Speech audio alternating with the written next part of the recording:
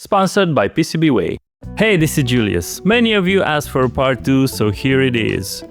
If you didn't see part 1, you can do that here, but don't worry, I'll quickly show a great new use case to showcase just in case. Let's cut to the chase. Hobby FDM printers are notoriously lower resolution than your Nana's Nokia, so I'll need to use some high resolution technology from the 1970s. And am I fast? I can make 7 copies a minute. By the way, I never need wet chemicals. Imagine printing colors, gradients, fine text. Paper is fragile though, but after I add an acrylic panel on top of it, enclose it with 3D printing, I end up with a piece suitable to be handled as part of a puzzle box that I'm working on. Let's start the print. Just to summarize the technique I presented in the last video, I'm printing straight on top of the acrylic panel, and the PLA will bond like a normal layer adhesion. This way I end up with a solid piece that doesn't need any assembly afterwards.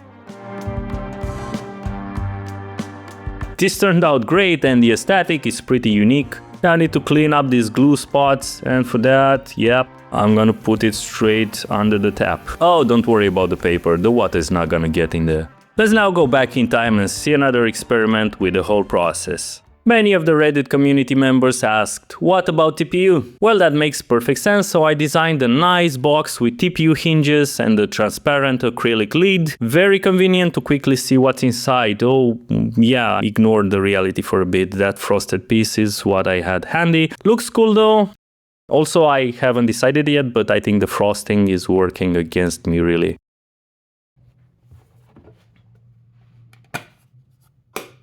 It works perfectly, it's satisfying to use. It's pretty strong if I pull on it.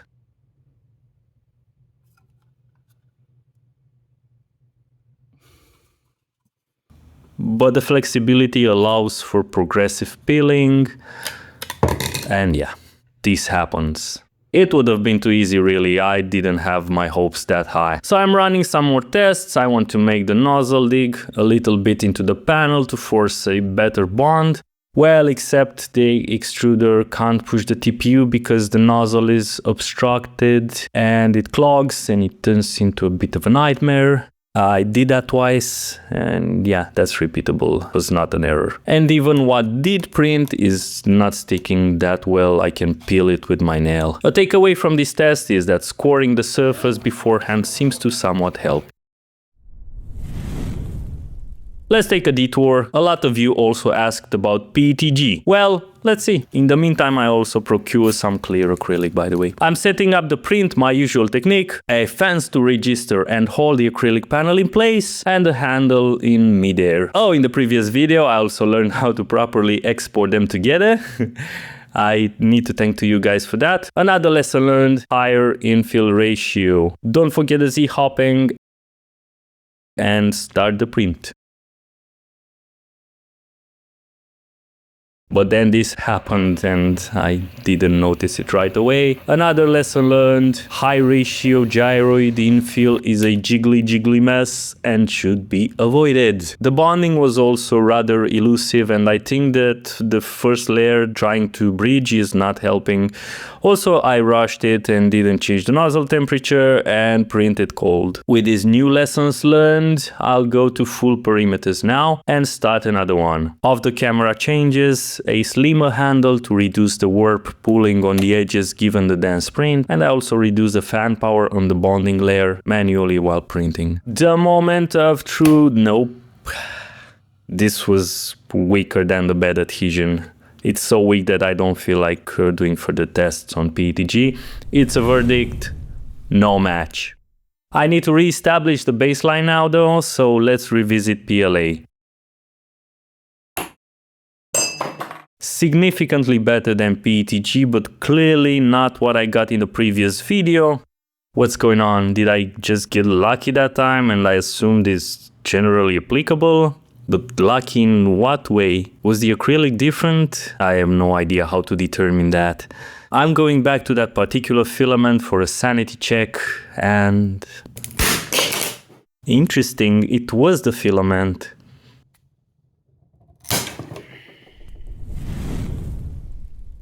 This one is Blue Galaxy PLA and it bonded even stronger.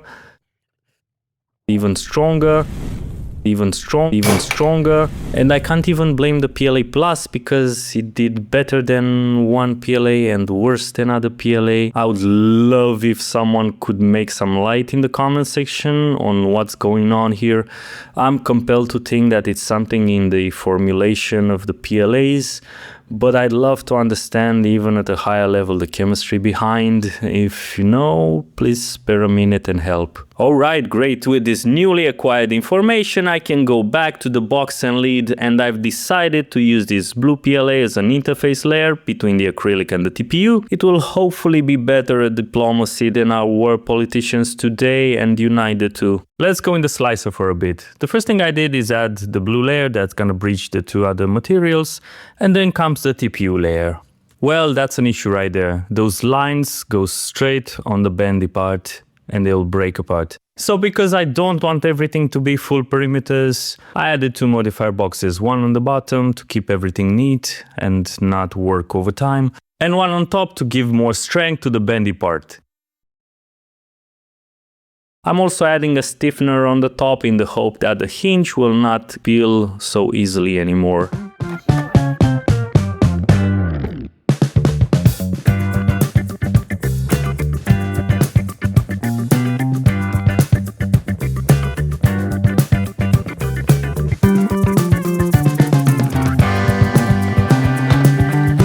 I'm not gonna brag this time, I'll just say the opening and closing are very satisfying, and I'll let you see the result for yourself. Also, by the way, all the files will be available somewhere, just check the video description.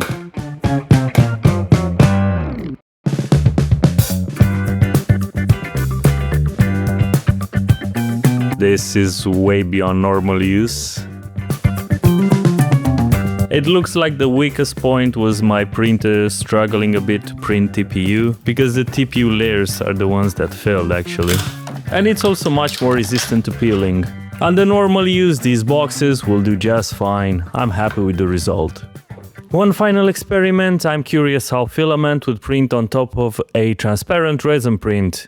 And now you are too. I know you are. I don't have a resin printer, but I know someone that does. So I quickly sketch up some test blocks and I go on PCBWay website and add two different batches to the cart. One with a spray varnish finish and one without, because I'd like to have it properly transparent, but then I would just blame the varnish. I know myself pretty well. Two more clicks, this gets approved in a couple of hours, and some days later, give me a minute to sort out the prints and we'll be back for testing. In the meantime, you can go check the PCBWay.com website. They can do a wide range of manufacturing, PCB, CNC, 3D printing of all sorts of materials, and a big personal thank you to them for sponsoring this video. The test pieces are ready. Why only TPU, you might ask? Oh well. So I don't think I'll need to bring out the clamps. The one with the varnish gave in pretty easily.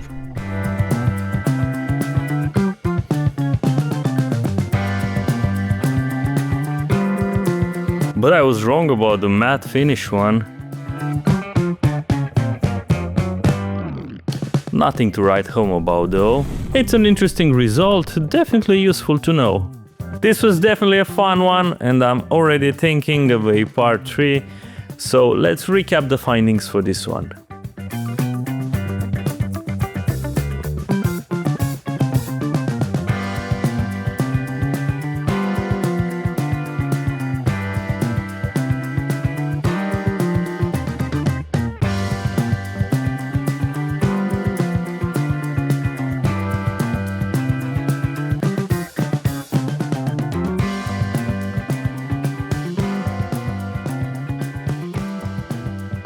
Catch you in the next one. Catch you in the next one.